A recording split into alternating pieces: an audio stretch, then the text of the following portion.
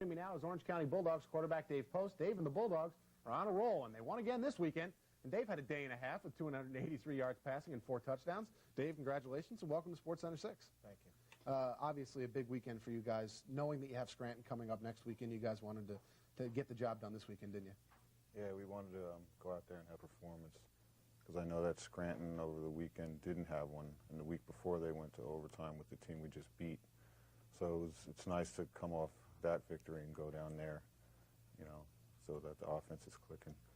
Obviously, for you guys, after losing to Scranton, you've really gotten on a roll here. And what has started to click better? How come it's worked better since Scranton? Well, there were misses that we identified by a film session, and we addressed those weaknesses and seem to be coming around offensively. And defensively, we've always been strong. So, offense takes a little while to click. So, it's taken time, but we're doing better now.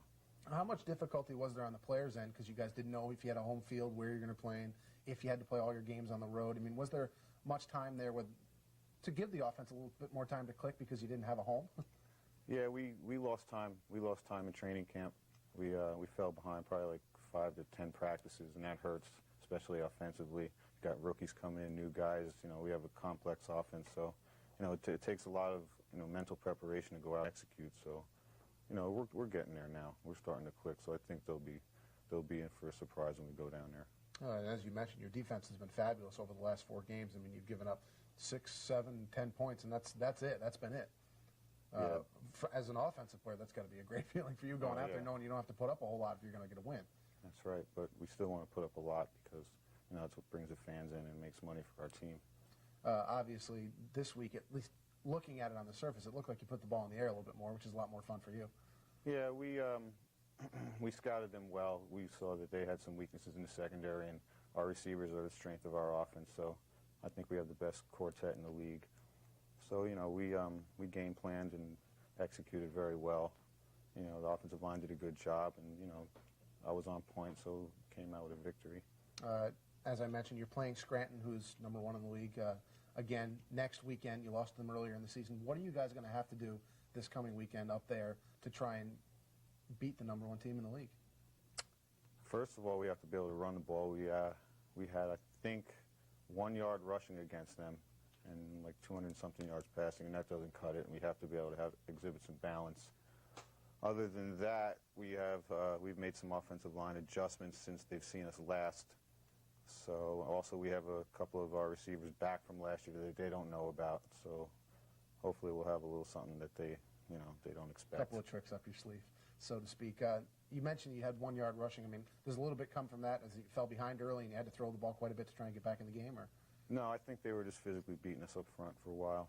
And we had some mental errors on the line, and we've addressed those situations, so hopefully we'll be a little more prepared.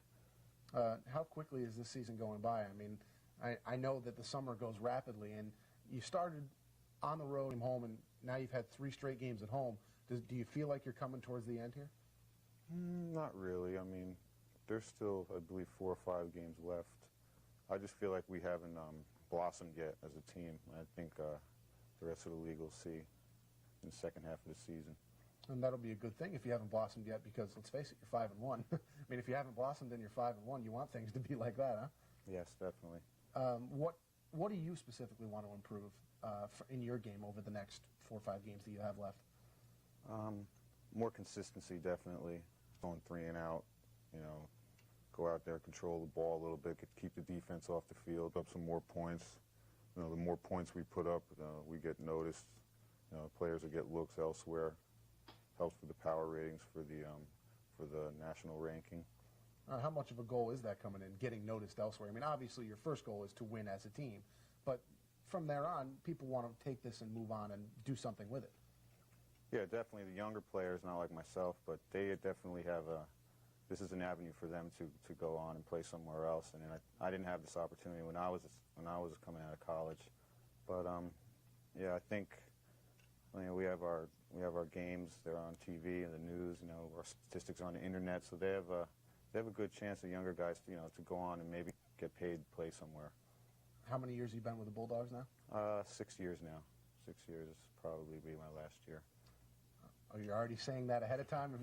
Is that an easy decision for you to make and say, all right, I'm going to play this last year and that'll be it? Or Well, I don't know. I'm getting kind of old.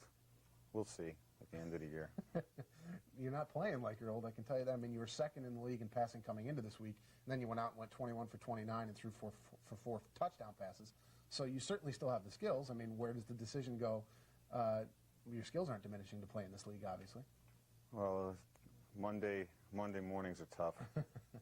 My parents want me to, hang it up there for family to get hurt. But I don't know. It depends. If I get in shape again next year, and really work out hard, I might come back one more time. And obviously, it's a big game for you guys this weekend. As we look at some of the highlights from last weekend, where you guys excelled so much, certainly this focus this week is going to be real important for this team, isn't it?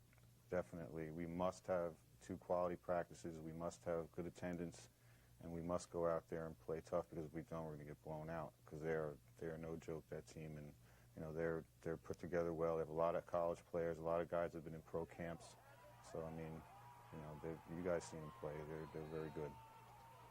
Obviously, a huge game for you guys this weekend, and is it your last opportunity, you think, to get at them?